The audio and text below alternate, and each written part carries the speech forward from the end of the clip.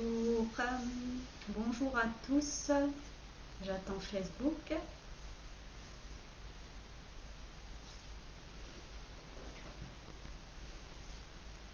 Qui est toujours un petit peu long. Ok, j'espère que vous allez bien cette matinée, bien qu'il fasse bien gris encore aujourd'hui. Je ne sais pas si je suis en direct. Yes, je suis en direct.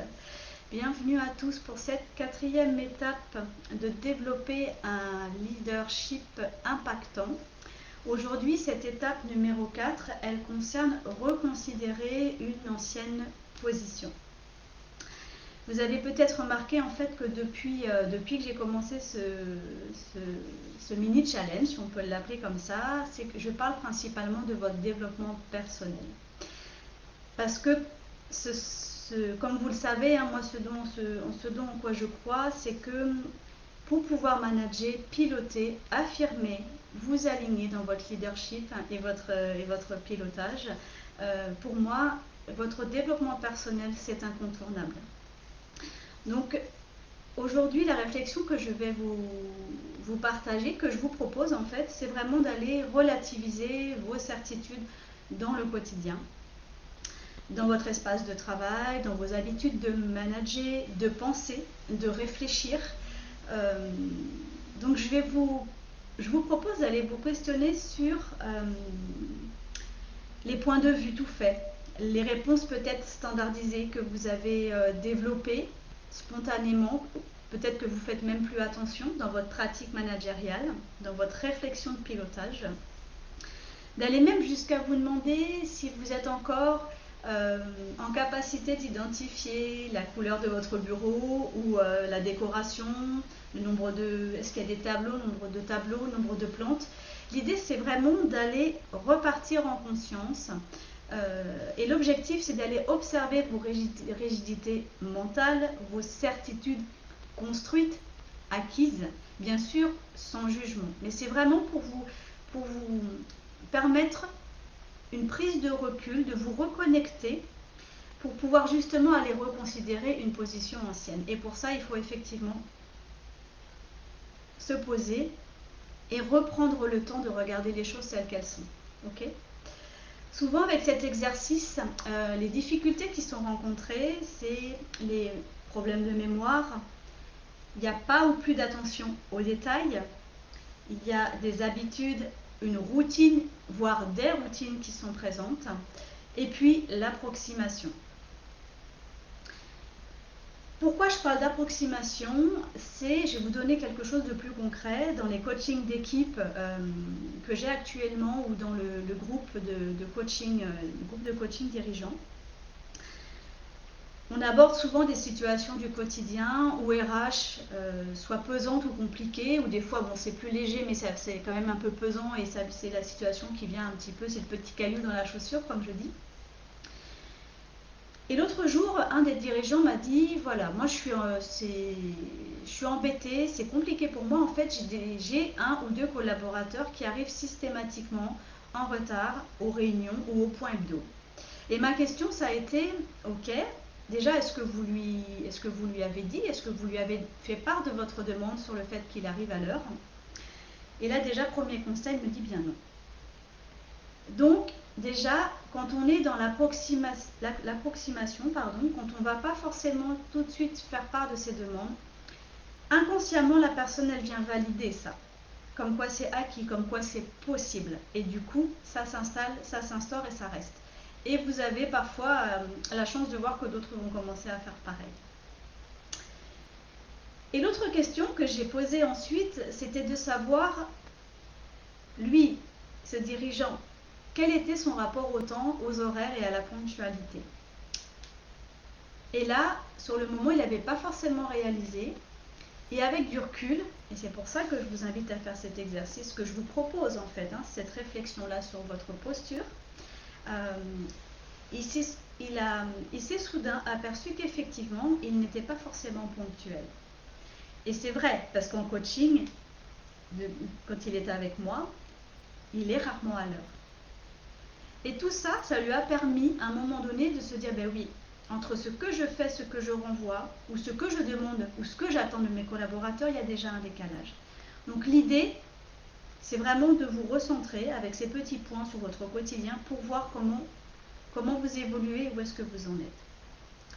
Parce qu'en fait, souvent, ce qui se révèle, c'est qu'avec le temps, les idées toutes faites s'installent, la routine installe l'approximation et les erreurs.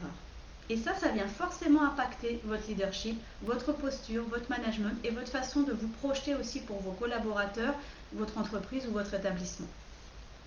La question, c'est vraiment d'aller vous questionner sur votre posture, votre leadership, mais aussi sur votre envie. Comment aujourd'hui vous vous éclatez à votre travail? Quelles sont vos envies? Comment ça vibre en vous quand vous partez travailler le matin?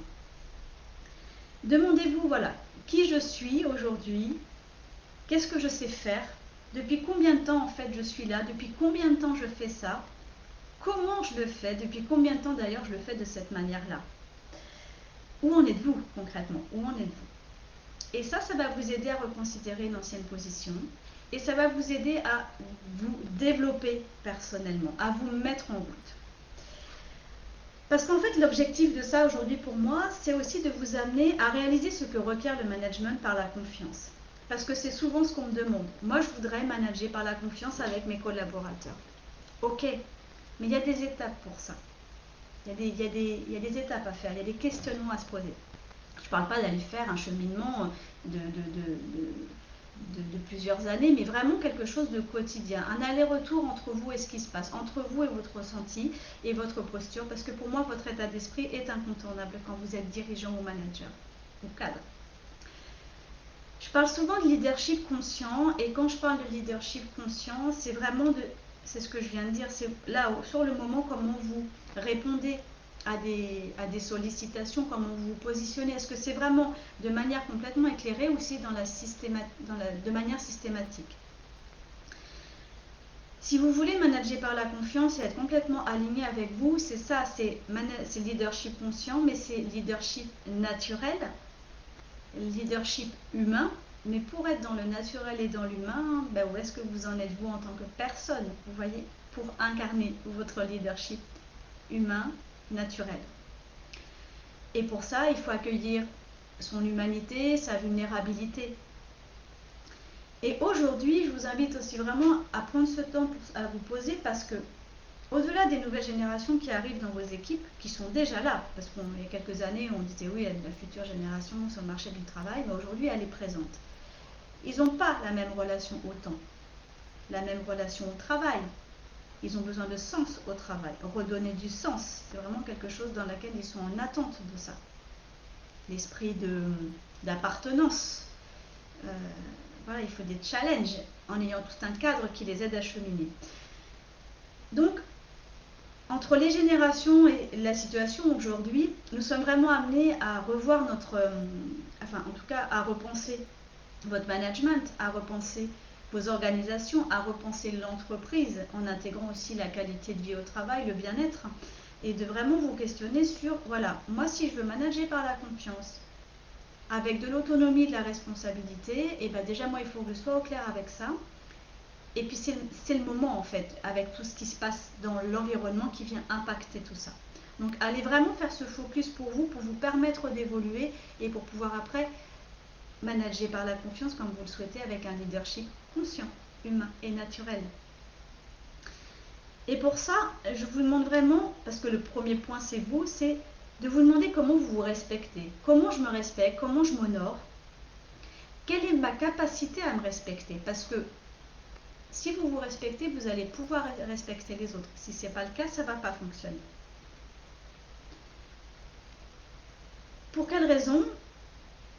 Parce que pour manager par la confiance, il est vraiment nécessaire que vous puissiez vous respecter, remettre de la conscience quand vous posez une décision, pour pouvoir avoir de la justesse dans votre posture, dans la relation. Vous voyez, vraiment d'être dans la justesse de la relation, de la communication. L'idée, c'est vraiment d'aller, pour manager par la confiance, d'aller travailler sur le respect de vos propres limites, pour ne pas acheter la paix, pour ne pas céder aux envies aux attentes, aux exigences des autres ou de vos collaborateurs, pour ne pas aller porter à bout de bras votre équipe. Pour ne pas être dans le faire plaisir ou être gentil. Alors je ne dis pas qu'il ne faut pas être gentil, mais pour ne pas être dans le faire plaisir et être gentil, pour vous contorsionner, voyez, pour vous me laisser marcher sur les pieds. L'idée c'est, je pose ma limite et ça sans exception. Et ça ne changera pas au nom du faire plaisir ou au nom de la gentillesse. Si je fais plaisir, je reste alignée dans le respect de moi-même.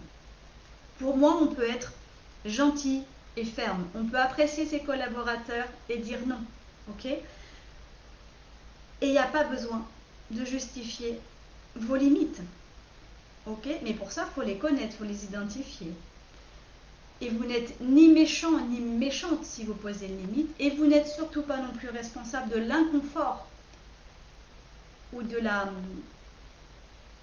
l'inconfort ou de la réaction épidermique de la personne qui reçoit votre limite. Ça, c'est son problème, c'est son questionnement. Si vous avez un interlocuteur en face de vous qui se trouve dans l'inconfort ou qui réagit par rapport à votre limite, c'est que cette personne n'a pas travaillé sa relation à son respect, à ses propres limites. Et ça, c'est de sa responsabilité. Chacun est responsable de ça, donc c'est pas à vous de porter ça. Ok ? Donc c'est vraiment d'aller réfléchir à ça. L'idée, c'est vraiment que chacun devienne responsable dans sa relation, dans son travail. Et c'est là que vous allez pouvoir mettre en place un management collaboratif, participatif, par la confiance, développer l'autonomie, le leadership, en tout cas votre leadership. Parce que l'idée, c'est vraiment dans le système, dans la systémie, dans le management systémique, de pouvoir avoir une prise de conscience individuelle pour à un moment donné avoir un impact collectif. Et l'idée, c'est effectivement de ne pas vous aller porter à bout de bras votre équipe. Mais dans tous les cas, déjà vous, dans votre rapport à vous et après à l'environnement, vous allez faire changer les choses. Et le deuxième point par rapport à ça, c'est que vous allez être juste, mais vous allez aussi être lucide, plus lucide pour manager. Et ça va vous aider aussi pour recadrer, pour reprendre, voire parfois sanctionner quand la situation le demande. Parce que plus vous allez être dans la lucidité, plus vous allez être dans le respect de vous-même et dans la justesse, vous allez pouvoir venir recadrer sans avoir le sentiment d'être méchant, sans avoir le sentiment, non, je ne vais pas lui faire ça quand même. Sauf qu'on n'est pas dans cette notion-là quand il faut intervenir auprès d'un collaborateur. C'est pas c'est contre lui, c'est pas je l'aime pas, je l'aime ou je l'apprécie pas, il fait mal son travail. Quand on vient reprendre ou recadrer quelqu'un, c'est qu'un fait. Et l'idée aussi, en étant ancré avec vous-même, c'est de pouvoir être dans la justesse, même dans ces situations qui sont parfois inconfortables, qui sont désagréables, mais qui font partie de votre travail.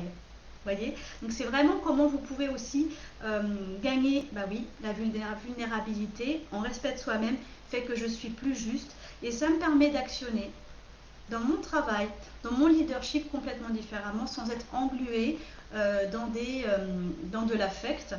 Voyez, ça revient à je peux être gentil et savoir dire non. Je peux gérer mon équipe, je peux recadrer quelqu'un et la question elle ne se trouve pas dans j'apprécie ou j'apprécie pas la personne. Je viens recadrer quelque chose qui s'est produit et qui n'est pas possible ou qui n'est pas respectueux de la règle ou d'une règle. Vous voyez un petit peu ? Donc ça va vous amener à reconsidérer une ancienne position et vraiment à vous recentrer si besoin et à vous développer personnellement pour affirmer votre leadership. Restez vous-même, vous aider à rester vous-même, même si vous êtes dirigeant, cadre ou manager. Parce qu'on parle souvent de s'affirmer, affirmer son leadership, oser rester soi-même, être soi-même au travail, être aligné avec ses valeurs, même si je suis dirigeant. Et je souhaite aussi m'épanouir au travail. Mais pour ça, demandez-vous, voilà, c'est ça les questions. C'est est-ce que je me respecte? Est-ce que j'ai confiance en moi? Est-ce que je sais dire non? Est-ce que je connais mes limites? Est-ce que je respecte mes limites? Est-ce que je respecte mes limites sans culpabilité, même si quelqu'un me fait une réflexion, même si quelqu'un fait un reproche ou même si quelqu'un n'est pas d'accord? Est-ce que je sais que je peux être sympa, gentil, mais je n'en reste pas moins ferme, respectueux de moi-même et de mes limites, si besoin, si nécessaire. Voyez, sans me contorsionner, sans me fondre dans les envies des autres, ou dans du chantage, peu importe. Et ni au nom de la peur ou de la gentillesse. Je reste ancrée avec moi-même. Donc c'est vraiment d'avoir ça en tête. Quand je parle de est-ce que j'ai confiance en moi, est-ce que vous avez confiance en vous, c'est que, et ça vous pourrez le voir dans un article qui va sortir sur mon blog, sur justement le leadership impactant, c'est que si vous voulez manager par la confiance, un autre point, c'est que vous devez avoir confiance en vous. Parce que si vous n'avez pas confiance en vous, vous n'allez pas donner confiance, vous n'allez pas faire confiance. Et si vous n'avez pas confiance en vous, si vous ne donnez pas confiance en vous, si vous ne faites pas confiance, vous n'allez pas vous impliquer. Les autres ne vont pas s'impliquer dans peut-être ce nouveau modèle ou cette nouvelle organisation que vous voulez mettre en place ou que vous voulez proposer. Voyez un petit peu le cheminement. Donc, je vous invite vraiment à vous poser, parce que je sais que souvent la demande c'est ça, je veux travailler dans la confiance, je ne veux plus être dans la défiance, je veux vraiment m'affirmer, Sauf que cette étape-là, elle est incontournable. Je sais que souvent l'argument c'est je n'ai pas le temps. Sauf que la plus grosse erreur par rapport au temps, c'est de ne pas prendre justement ce temps pour prioriser, planifier, organiser votre emploi du temps et vos actions. Et c'est là que vous allez gagner du temps. Mais pour ça, il faut prendre ce temps-là. Et ça, c'est souvent l'erreur qu'on fait quand on est dirigeant et cadre. C'est le fait de ne pas prendre le temps pour ces arguments-là, pour mettre en place votre organisation et vos projets, qui fait que vous allez perdre encore plus de temps et d'énergie. Voilà, donc j'espère que ça va vraiment vous aider à vous poser, à réfléchir à ça. Si vous avez des questions, des commentaires, n'hésitez pas, soit dans le groupe, soit en message privé, parce que c'est souvent en message privé que j'ai vos questions. Donc n'hésitez pas à me dire si ça vous parle, si vous avez besoin de compléments. Et puis je vous invite à aller explorer un petit peu, complètement même, cette démarche pour faire le point. Et je pense que, voilà, vu l'évolution actuelle de la situation, je pense que ça peut sincèrement vous aider et aider votre équipe à évoluer, en tout cas pour la suite des entreprises, des établissements et de vos organisations. Voilà, donc je vous souhaite une très belle journée, une belle semaine et je vous dis à bientôt.